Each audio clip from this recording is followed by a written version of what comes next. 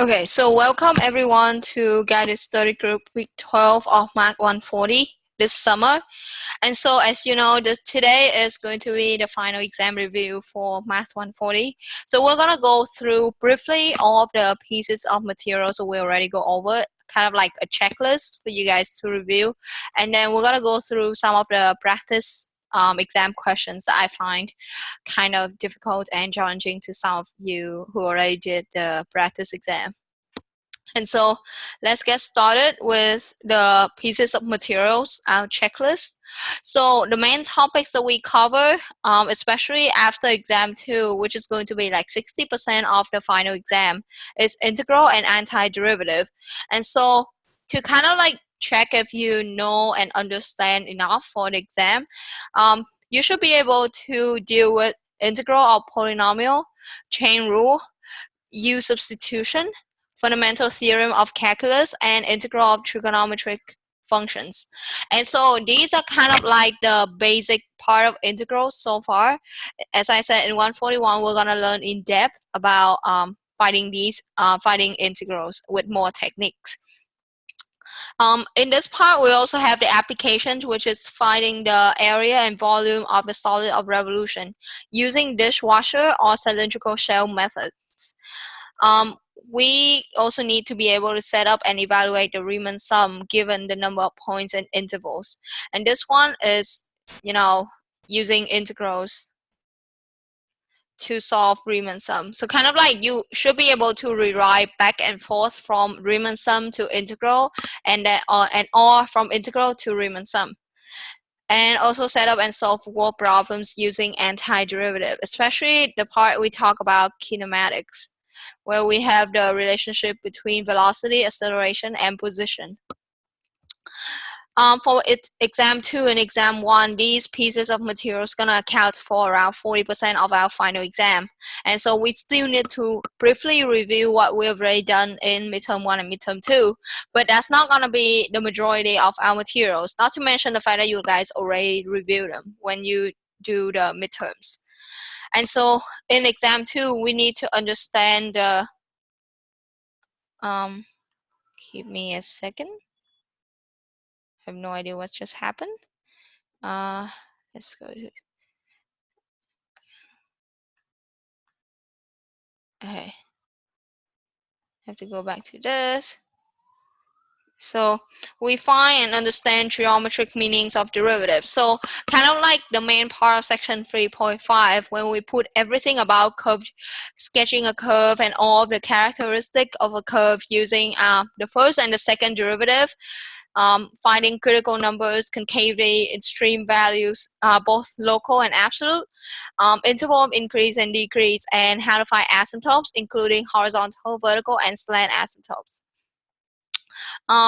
We also need to be able to set up and solve optimization problems, even though that's, as I remember, it's just the extra credit sections. Yeah, and we also need to remember the closed interval method, where we find the local maximum and minimum of functions on a given interval. And then in exam 1, it's mostly just linear approximation, so kind of like a very quick applications of derivative, chain rule in taking derivative, implicit differentiation, technique to find limit. So some of the things that, some of the simple and basic limit that you already learned, say limit of one of them, a big example is like limit of x approaching 0 of sine x over x is going to be 1. What problems about rate of change using derivatives? So just similar to the materials after exam 2, where we learn about antiderivative and the application in kinematics, with the same kind of like principles and big pictures, that velocity is the derivative of position and acceleration is the derivative of velocity. Then we should be able to solve word problems about rate of change and kinematics using derivatives as well. And then we also have the concept of continuity and differentiability. Also for continuity, just a quick reminder, we have 3 conditions that we need to satisfy to have a continuous function. And then kind of like some similar thing to remember for differentiable. Let's go to some of the practice exam questions that I find kind of like difficult to some of you. And so first of all is evaluate the limit. And so in this one, I want kind of like remind you guys about the definition of derivative at a point where we rewrite it as the limit of x approaching a of fx minus fa minus x minus over x minus a, or limit of h approaching 0, f of x plus h minus fx divided by h. And so in this case, clearly we can see the fact that fx is tangent of x, and then a here is going to be pi over 3, and that is also confirmed y square root of 3, where we can rewrite as tangent of pi over 3. And so in this case, it's going to equal to f prime of pi over 3, with fx be tangent x. And so it's going to equal secant square of pi over 3, because the derivative of tangent is secant square, and a here is pi over 3. And so we're just going to substitute in. So secant is 1 over cosine. Cosine of pi over 3 is half. So secant is going to be 2. It's going to be 2 squared, which is going to give us 4. And so the entire point here is, again, remember the definition of derivative by in the limit form. The next one is evaluate this limit of x approaching 0, sine 4x over x cosine 5x. And so this one come back to the basic limit I just mentioned, which we have x approaching 0. I can rewrite this one as we're trying to use limit of x approaching 0, sine x over x equal to 1. And so here we have 4x, and so as x approaching 0, 4x is also approaching 0. So I'm just going to put a little note here. It can be 4x also approaching 0. And we have that one divided by 4x. So we have to multiply 4 again, cosine 5x. And then this one is going to approach 1, as we have in this in the limit above. And so we have 4 over cosine of 0, which is going to be 4 over 1, which is going to give us 4 again.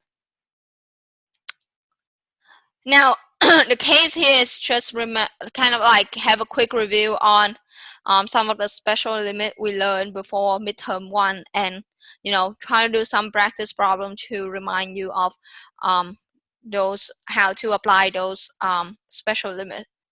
In question 6, this is implicit differentiation, and so what I'm going to do is now we take derivative of both sides, because what we're looking for is dy over dx. And in implicit differentiation, remember the thing that we cannot cancel out is dy over dx. We have dx over dx, which is derivative of x with respect to x is just going to be 1, so we can ignore that. But dy over dx, which is y prime, is not 1, and so we have to keep it. It's not 1. And so if you take derivative of both sides of this part, you have 2x. First is going to be product rule for this little term, 2x dx over dx multiply y, plus the next part is x squared dy over dx. That is the first one. Now let's go to the second one. So it's going to be 3y squared dy over dx, which is going to be 0, because derivative of a constant with respect to x is going to be 0. And so our case here is that we put everything with dy over dx together is equal to 0. And so we have dy over dx is going to be negative 2xy divided by x squared plus 3y squared. And now we have at 1 and 2. So just plug in x equal to 1 and y equal to 2. You're going to have negative 4 divided by 1 plus 12, which is going to be giving me negative 4 over 13. So the important part here is kind of like do a review on implicit differentiation, and again do the practice problems if you forgot that. But the entire point is just take derivative of both sides, know what you're gonna cancel out and what you're not gonna cancel out, and then put everything with dy over dx together.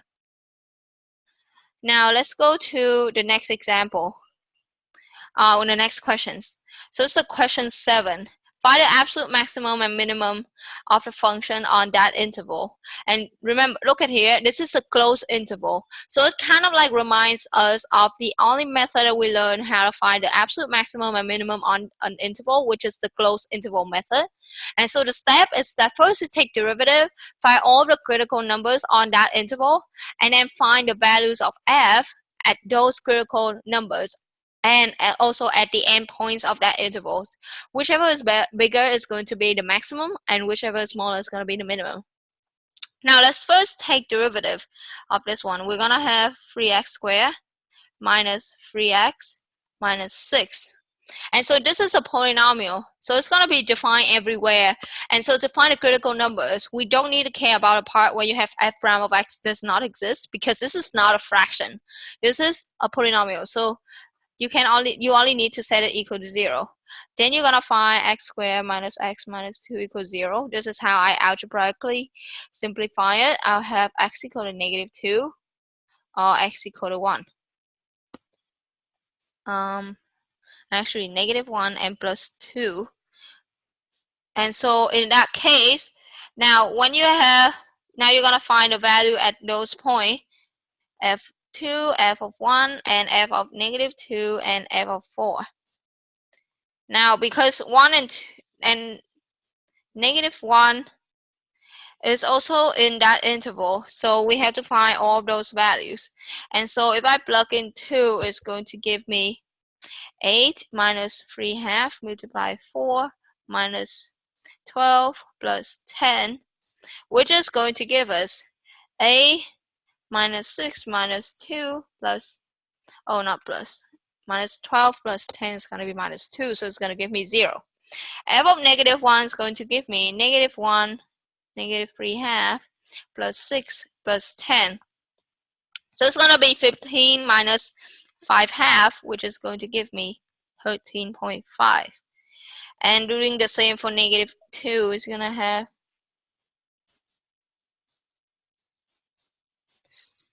so you're going to have 22 is 14 minus 6 is going to be 8. And then f of 4 is going to be 4 third, which is going to give me 64 minus 16, 24 plus 10. And so in this case is going to give me 64 minus 24 is 40. Minus 24 again is 16 plus 10 is going to be 26. And so this is the absolute maximum, and this is going to be the absolute minimum that we have. So this is reminding us of the closed interval method that we learned for midterm 2. Now, let's go to the next questions. Again, when you guys listen to this video, if you have any questions, please feel free to email me or like try to schedule a meeting with me on Zoom. I'm pretty free right now for most of the time of the week, but just try to give me some time slot that I'll try to fit in my schedule. Other than that, we're going to continue with question 9. How many asymptotes does the graph of fx have? Now, there are 3 types of asymptotes that we've learned so far, which is vertical, horizontal, and slant asymptote. So, the slant asymptote, as we talk about, is where the highest degree in the numerator, it's when we have a fraction and the highest degree in the numerator is around 1 degree higher than the denominator, which is what we're having here, because we have the highest degree in the numerators is the 3rd degree, x squared, and x is the 3rd degree, and then in the denominator is going to be the 2nd degree. And so we have like a high expectation that it's going to have a slant asymptote here. But let's look at horizontal and vertical asymptote first. Now, looking at the denominator, there are 2 special points that we have: x equals 6/13, or 1 where you have the fractions not defined. And so to start with the vertical asymptote, we're going to look at limit of x approaching 6/13 and limit of x approaching 1 to see if of fx, to see if that one exists. And you have this one is equal 13x minus 6 x squared, 13x minus 6, x minus 1. And so in this case, these two gonna cancel out because x is approaching 6 over 13, but it's still different from this number. And so we can still cancel it out because those two expressions are not equal to 0. And so in this case, if you plug it in, you're gonna have 6 over 13 squared divided by negative 7 over 13. Whatever it gives you is not plus or minus infinity or does not exist. And so this is not a vertical asymptote, which is we're saying x equal 6 over 13 is not a vertical asymptote. Now let's look at x approaching 1 of fx. We have limit of x approaching 1 of 13x minus 6 x squared. So basically what I did here is I take 1x out of that bracket. And so what we have here, again, we cancel these out because they are different from 0 when you plug in x approaching 1. And so you're going to have 1 over, if you have it's 1 plus and 1 minus, you're going to have x squared over x minus 1, right? It's going to be 1 over 0 minus, and here is 0 plus. And this one's going to approach infinity, and this one's going to be negative infinity. And so we have the first vertical asymptote is x equal to 1. Now, so let's continue with the horizontal asymptote. And so the horizontal asymptote is where you find limit of x approaching infinity and x approaching negative infinity of fx, where we have limit of x approaching infinity of 13x minus x squared. So I will have this one equal 13x minus 6 x squared divided by 13x minus 6 x minus 1, and this one's going to approach plus infinity. And if you find the same thing for negative infinity, you're going to have this one also approaching negative infinity. And so we conclude that there's no horizontal asymptote because it doesn't lead us to any specific number. However, if you do the quick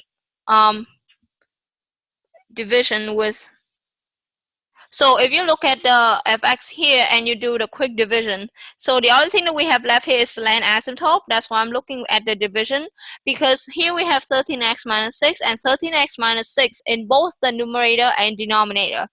And so what we do need to care about is here we want to see with x squared and x minus 1, what is the division is going to give us, because essentially when you do the division of a numerator divided by the denominator, you're going to have 13x minus 6 cancel out. And so all we care about is to do this division. And if I quickly do it, so this is also one of the topic of review when you do the review for your final exam, is to remember how to do the long division.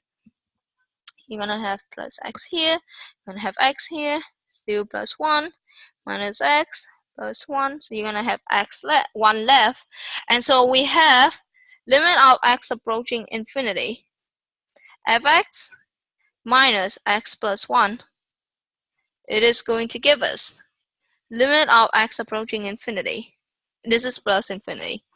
You're going to have 1 over x minus 1.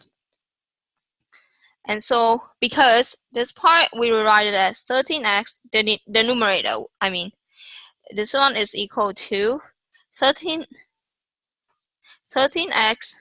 minus 6 x plus 1 multiply x minus 1 plus 1, right? And here, that's the result of our long division. And so we can cancel that out with the denominator. And what we have left is just 1 over x minus 1, which is going to give us 0. And so we have y equal to x plus 1 is going to be our slant asymptote. And you can try doing the same thing with x approaching negative infinity. You're going to have it approaching 0 as well. And so our conclusion is that we have two asymptotes, one vertical and one slant asymptotes. Now let's go to question 11. where we have assume f(x) is a continuous function on this closed interval from a to b. There's a point c in the interval such that you have that. Is it true or false? Now, in this case, it's just like theoretical questions, and the answer is going to be false, because if you remember the theorem that we have here, which is what we're talking about here, is the the mean value theorem. In this case, we also need another conditions where we need f(x) to be differentiable on this interval. Because if f is not differentiable on this interval, or is undifferentiable on at some specific points, then this part, f prime of c, might not even exist, not to mention equal to fa minus fb divided by a minus b. And so this statement is wrong. Now let's go to question 13. A light on the ground shines on a wall 20 meters away. So we have here lights on the ground. So this one is the light, and we have this one. It's shining a light on the wall, which is 20 meters away. A man 2 meters tall, 2 meter, is walking 2 meter, is walking towards the light at the rate of 2.5 meter per second. How fast is the length of his shadow? I would say his shadow by. It's decreasing. How much is it? What's the rate of it's decreasing when he's 10 meters away from the wall? Now, if we look at the drawing right here, if you can draw a diagram, it should be very easy for you to identify that there are two similar triangles, and you can use the ratios of similar triangles to solve this problem. However, if you don't draw diagrams, as I always say for word problem, it might be really difficult for you to actually realize what is going on in the questions. And so in this case, I see two similar triangles, and I would try to put to write the ratio. And so if you have similar triangles, this is what you have. You have the base over the base is equal to the height over the height. Here I'm gonna call the height of this part is x, and because you know that the base, which is here, the length of the height of that person, which is always gonna be 2 meters, you're gonna have x over 20 is always gonna be equal to over y, or it also gives us because x over 20 is always going to equal to over y, which is going to give us xy is always equal to 40. And now they're asking for dy over dx. Now we already have all of the numbers given, so we're just going to do the implicit differentiation here, which is going to give us y plus x dy over dx equal to 40. Now at that point, what is the value of y? So let's look at it here. When you have this part be equal to 10, x is going to be equal to 10 as well. And so you have 10 over 20 is equal to 2 over y at that point. And so your y value is going to be 4. So this is 4. And the x value is 10. dy over dx is equal to 40. In that case, we have dy over dx is going to be equal to, this one is equal to 0, sorry. Because when you take derivative, that part is equal to 0. And I forgot that part. And so you're going to have dy over dx is going to be equal to -2 over 5. Let me think. So why would we need, I think I make a mistake here because it's asking for dy over dt, and I missed that part. Alright, again, we're going to start over. When we take implicit differentiation, remember here, we take derivative with respect to tam and not x. So this is the most important part, and I also make that mistake. So you guys should be really careful about this part. So when you take derivative, because you take derivative of x and y with respect to t, you cannot cancel that dx over dt because that's what's given. This is going to be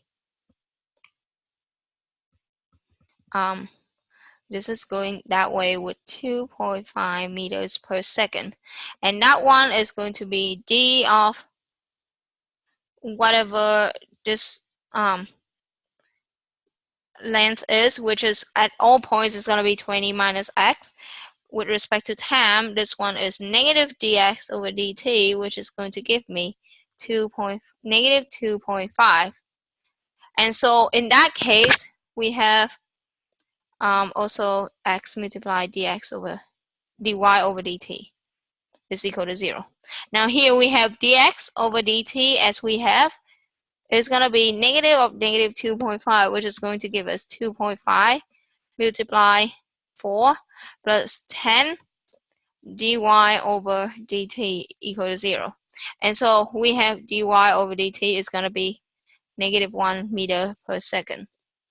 Now to clarify what I did here, let's look at this part. How do we interpret what was given here? If we call the distance from that person to the light is x, then the distance from that person to the wall is always 20 minus x, right? And we know that the person is walking towards the wall at 2.5 meters per second. So the distance between that person and the wall is decreasing at the rate of 20 minus 2.5 meters per second. Because it's decreasing, this rate, so this is the distance and it is decreasing with time is negative 2.5 meter per second. But if you take derivative of 20 minus x, which is going to give us negative dx over dt is negative 2.5. Therefore, we have dx over dt is just simply 2.5 meter per second, which we plug in here and resolve it. And this is the answer that we have. And so the most important part here is knowing the fact that you take derivative of both sides of the equality with respect to t and not with respect to x, and so be able to interpret this part as given based on what we see on the diagram. Now let's go to the next questions. Question 15. Find the derivative of the function gx is equal to the integral of from pi to x squared of square root of sine t dt. And this is where we learn and use the fundamental theorem of calculus. And also some of the special notice that I already mentioned in that sections. So we have gx, but the boundary here is not just simply x, but it's x squared. Therefore, when you apply the fundamental theorem of calculus, you have to multiply the derivative of x squared with respect to x. So this is going to give us sine x squared multiplying d of x squared over dx, which is going to give us 2x square root of sine x squared. And so that is the questions that's the answer that we have. So this is the special part that you need to pay attention to. Now let's go to question 18. So this part I find challenging to some of the students or some of you guys is just because of the involvement of the absolute value. And so in this case, look at our interval. The interval of integration is from -1 to 2, where your absolute value of x change the expression, because from -1 to 1 it's equal to negative x, with x from -1 to 0, -1 to 0, sorry, not 1 to 1, not -1 to 1, and it's equal to x with x bigger than 0 and smaller than 2. Therefore here, for this big integral, we have to separate it into two smaller integral. From -1 to 0, x plus absolute value of x, gx, plus the integral from 0 to 2, absolute value of x plus x, gx. Now we're going to apply this part to resolve each of the integrals separately. So you have -1 to 0, x minus x, because absolute value of x is equal to minus x on this interval, and it's plus 0 to 2, 2x dx. Now this part is going to equal 0 because the integral of 0 is going to be 0. Here you have that one's going to equal x squared from 0 to 2, and you're just going to substitute it in, and it's going to give me 4. So it's going to be 4 squared minus 0 squared, that's going to give me 4. And so the challenging part here is when it comes to absolute value, always know the fact that know this part, and then you're going to be able to start to extrapolate from whatever the problem is asking for. Now finally, not really finally, we still have 2 more questions. Determine the area of the regions enclosed by y equals sine x, y equals cosine x, x equal pi over 2, and the y-axis. So if we draw this part out, we have here. Well, so sine x is the one that's going to go through the origin, and cosine x is going to be the one going through. Sorry, just keep popping up. And so in this point, it's going to be pi over 2. This is 0. So this is cosine x. This is sine x. And x equal pi over 2 and the y-axis. So the area of this region, so there are 2 regions. One is bounded by the upper curve is cosine, the lower curve is sine, and then the upper curve is sine and the lowest curve is cosine. But if you draw it carefully, you're going to notice the fact that these 2 areas are equal to one another. So you can do so your area here is going to be this part, this area of, I'll call this one A1 and this one A2. A1 plus A2. So you can choose it to do it either way. First of all, you find the first way is to find what is the intersection point, which is here, which is pi over 4.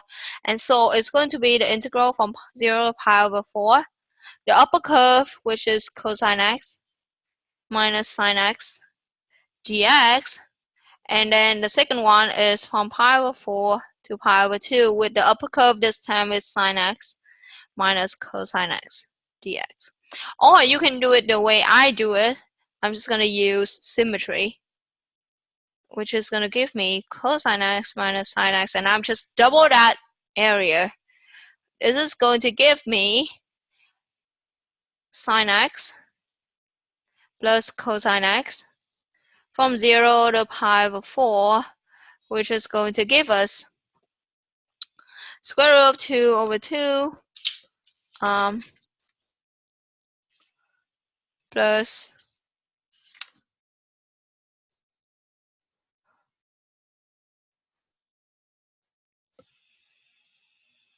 square root of 2 over 2 minus sine 0 is going to be, oh, you're going to have 2 here. So 2, sine of 0 is 0, sine of 1 is 1. So it's going to give me 2 square root of 2 minus 2. Or if you do the 2 separate integral, you should get the same result. But here I gave 2 type of solutions just for the point of just for the purpose of reference. Now let's go to the last questions we have today. Set up but do not evaluate the integral that represent the volume of a solid revolutions obtained by rotating a region bounded by the curve, that curve, and x minus 1 around the y-axis. Now let's look at what curve is it. We have a over x is going to be a parabola, which is going to go through, this is the point when x equal to 1, y is equal to 8. And when x equal to 2, maybe here, y equal to 4. So this is y equal to a over x. Now we have x squared, which is going to go through 1. 1 is going to be 1, and 2 is going to be 4. So it's going to go through this point, and a point here, I'm going to give us this one. So it's going to be y equal x squared. X equal to 1, which is going to be this line. And so this is the region that we have, and we rotate it around the y-axis. And so in this case, since we have, it's gonna be like a type of cylinder, which is a little bit weird. We can do washer or cylindrical shells. I'm gonna use cylindrical shells here just because I'm more comfortable with that. But you can also try doing dish and washer on your own. And so you have the volume is equal to, if I use cylindrical shells, it's going to be from 1 to 2, because we have 2 pi, whatever is the radius. Here, the radius from every single point here to the y-axis, which is also the axis of rotation, is just going to be x, and you have to multiply the height of each of the shell, which is going to be the upper curve minus the lower curve. And so upper curve is 8 minus x divided by x squared dx. Now let's try if we use dish and washer. And so for dish and washer, we have to slice them out into many small slices, which each of them has the thickness of dy. Let's see what is the general formula for that part again. Kind of like forgot last week. What we did last week. We have that one is equal to the integral of the. So for each of that, we're gonna have each of the slide is going to be like this, and it's gonna be kind of like a hollow slide. And so we have the inner radius and also the outer radius. And so we gonna have that one is the integral pi, the outer radius square minus the inner radius. The outer radius here is the distance from whatever point here to the y-axis. It's gonna make us writing this part to the function into the form of x as a function of y, which is going to give me 8 over y. And here is going to give me x equal square root of y. And so when we do that, you're going to have 8 over y square minus, oh, sorry, not yet, square root of y square here. And so this is outer radius, and this is inner radius. And when they do that, this entire part here, including pi, we're gonna have the general function of the surface area for each of the disk that we slice here. And so it can also be in the form with your value of y going from I would say from this to, oh, the inner radius. Sorry, if you do it in the form of y, that 2 integral you have to do, even though the principles of inner and outer radius stay the same. But here, since if you look at each of the slides, in this part and above, you're gonna have the outer curve be y equal a over x, and the inner curve be x equal to 1. But then below that, you're gonna have the outer curve be y equal x squared, and the inner curve be x equal to 1. So we're gonna have 2 different integral to resolve, which is a over y square minus 1 square. That is the first part, plus the second part is from wherever they cut here, which is going to be from 1 to 4 of y. We have outer curve is y, because it's square root of y square, minus 1 dy. And so what we end up having is that we have these 2 way of finding into the volume of that solid. And so if you have any questions, again, feel free to email me during this week. I'll try to stay online this weekend to answer your questions. Other than that, it's been a very great semester with all of you.